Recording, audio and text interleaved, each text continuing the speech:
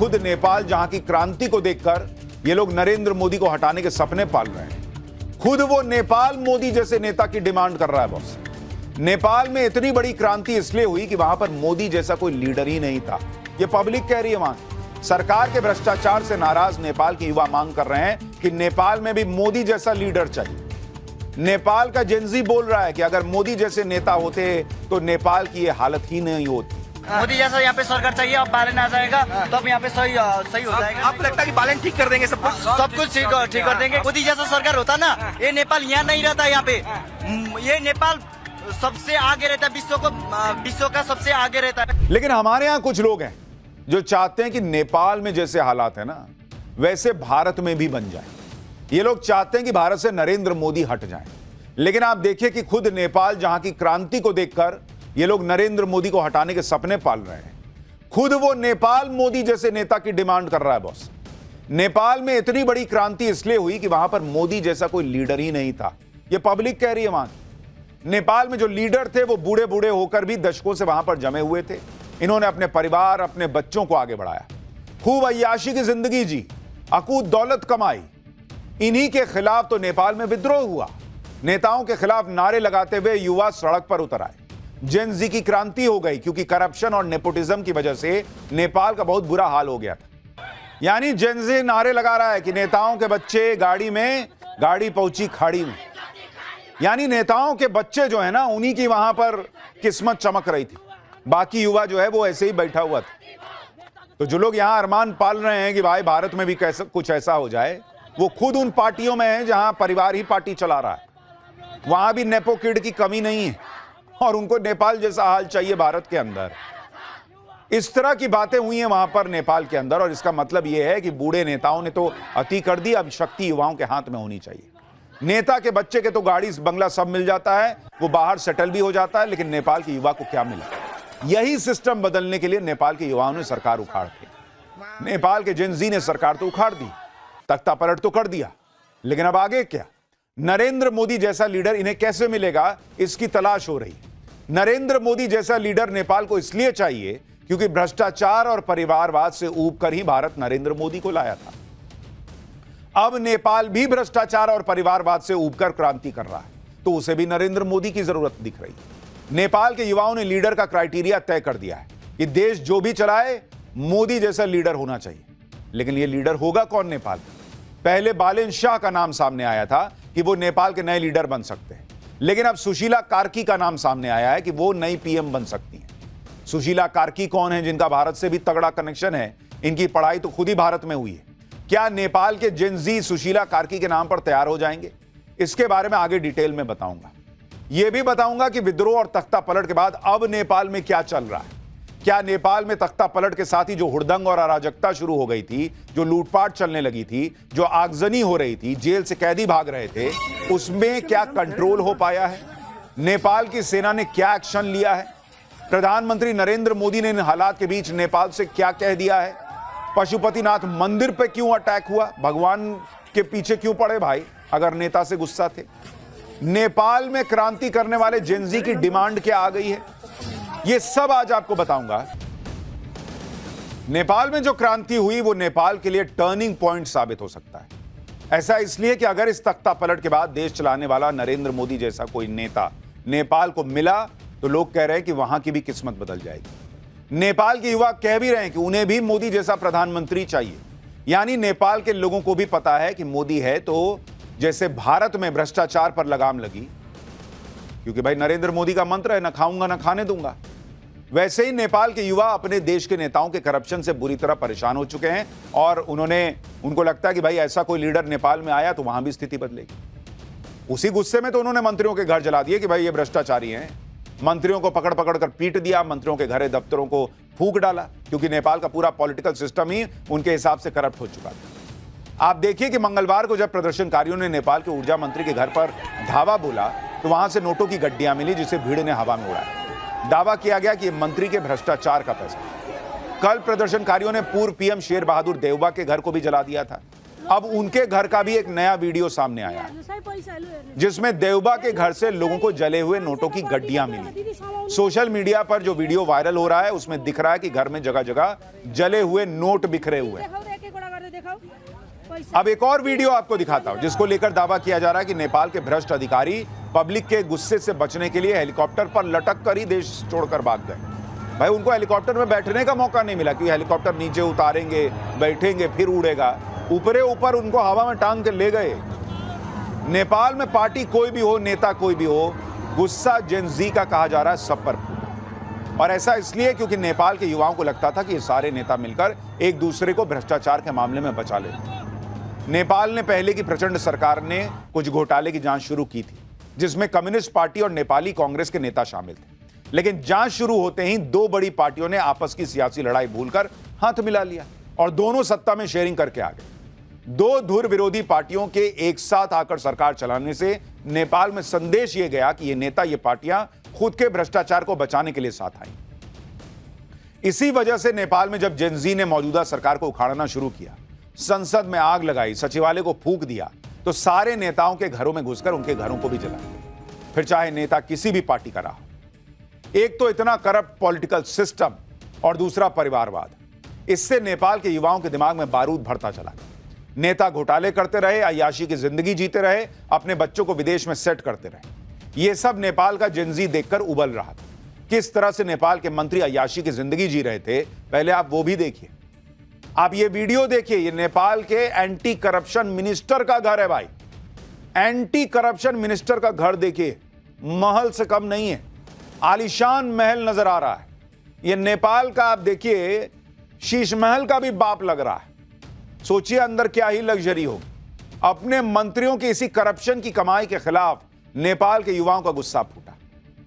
आप एक और वीडियो देखिए, नेपाल के डिप्टी पीएम का जरा घर देखिए। ये घर देखिए डिप्टी पीएम का, इसमें कल प्रदर्शनकारियों ने बवाल मचाया था। आप इस घर की विलासिता देखिए जिसे देखकर नेपाल के युवा पूछ रहे हैं कि जिस देश के लोग गरीबी में जी रहे हैं उस देश के मंत्री और नेता के पास इतना पैसा कैसे आ रहा है बॉस कि महल बना ले रहा है।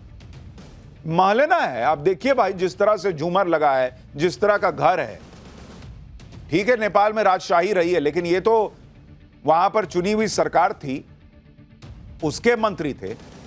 नेपाल के युवाओं का कहना है कि ओली सरकार ने सोशल मीडिया पर बैन ही उनकी आवाज को दबाने के लिए लगाया था। सोशल मीडिया पर नेपाल के युवा नेपो किड यानी नेताओं के उन बच्चों के खिलाफ गुस्से का इजहार कर रहे थे जो अय्याशी भरी जिंदगी जी रहे हैं, जबकि नेपाल के आम बच्चों को अच्छी शिक्षा तक नहीं मिल पा रही। नेपाल के युवा hashtag nepo kid, hashtag nepo baby, hashtag politicians nepo baby Nepal, इस तरह के हैशटैग के साथ अपने देश के नेताओं के बच्चों की लैविश लाइफस्टाइल शेयर कर रहे थे, उनके वीडियो शेयर कर रहे थे। सवाल उठा रहे थे कि टैक्स पेयर्स के पैसे से नेताओं के बच्चे अय्याशी कर रहे हैं।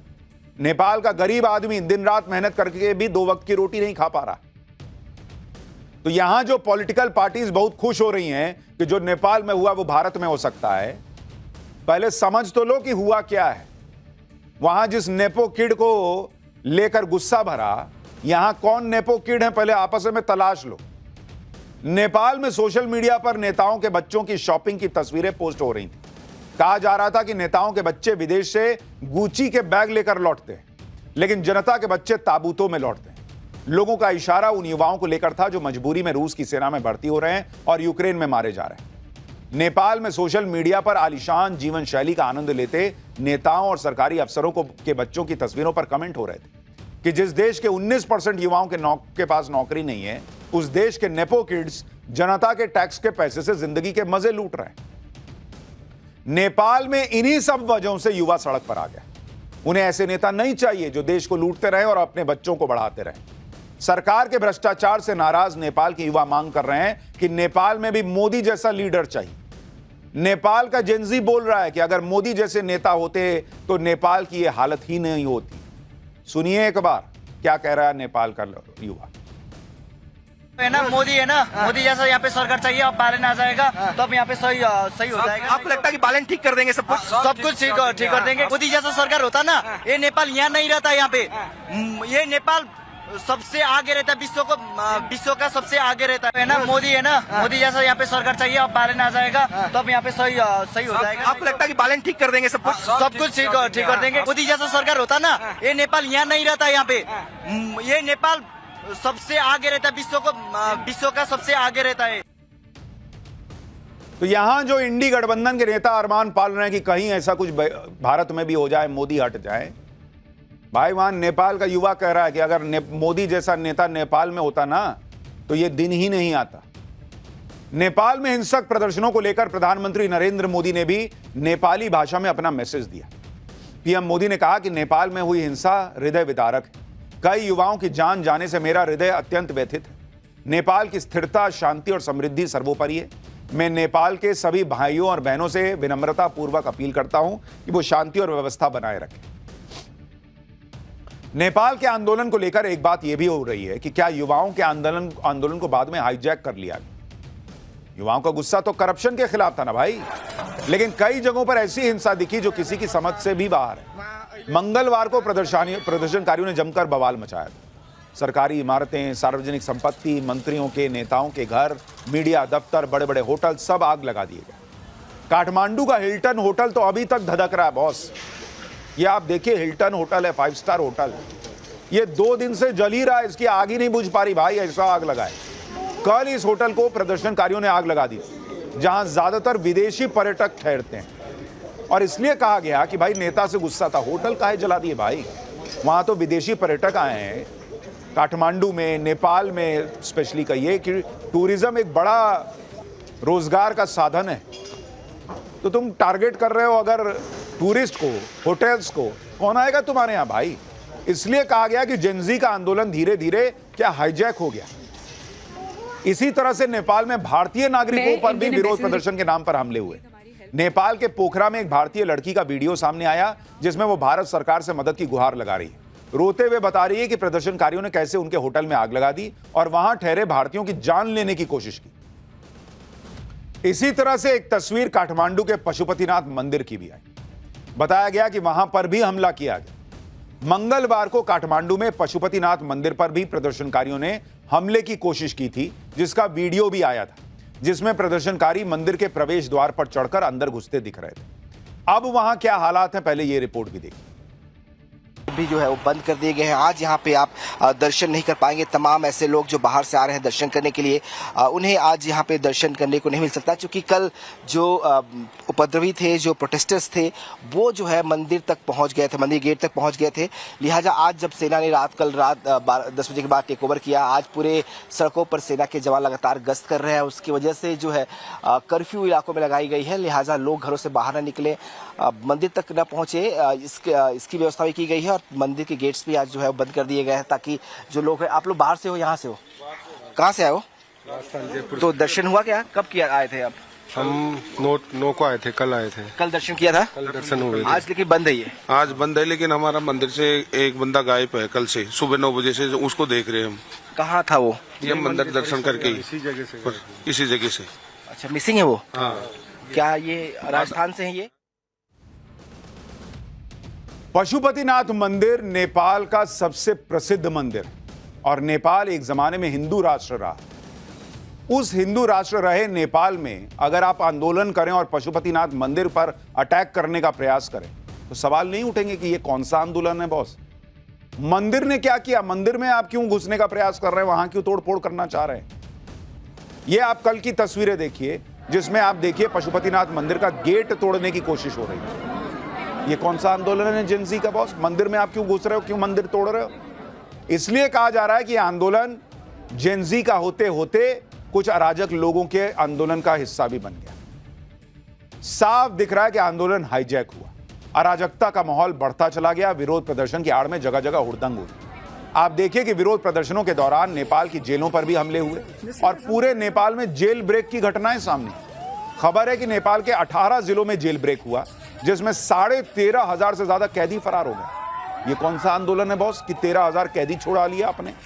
जेल ब्रेक कर रहे हैं आप देश को सुधारने की बात कर रहे हैं, और देश में जो लोग जेल में बंद हैं, जो आप कह सकते हैं कि भाई जो अपराधी हैं, उनको आप बचा रहे हो और बाहर ला रहे हो। नेपाल की बीरगंज जेल का वीडियो सामने आया, जहां कैदी जेल की दीवार तोड़कर भाग गए। जेल की दीवार में कितना बड़ा छेद कर दिया गया, आप उसकी तस्वीर देखिए बॉस, इतना बड़ा छेद कर दिए। इसी से कैदी निकले और कैदी भाग गए। अब सवाल यह है कि ये जनजी का आंदोलन का हिस्सा है कि जेल में छेद करो और कैदियों को निकाल लो। काठमांडू की दिल्ली बाजार जेल का भी एक वीडियो वायरल हो रहा है, जिसमें जेल से कैदियों के भागने की कोशिश को नेपाल की सेना ने नाकाम कर दिया। वीडियो में दिख रहा है कि भागने की कोशिश करते कैदियों को सेना के जवान बातचीत करके समझा रहे हैं और जेल के गेट के बाहर जवान हथियार लेकर तैनात। नेपाल की जेल से भागे 5 कैदियों को भारतीय सीमा में घुसने की कोशिश करते हुए सीमा सुरक्षा बल के जवानों ने भी पकड़ा। यूपी के सिद्धार्थनगर बॉर्डर पर यह गिरफ्तारियां हुई।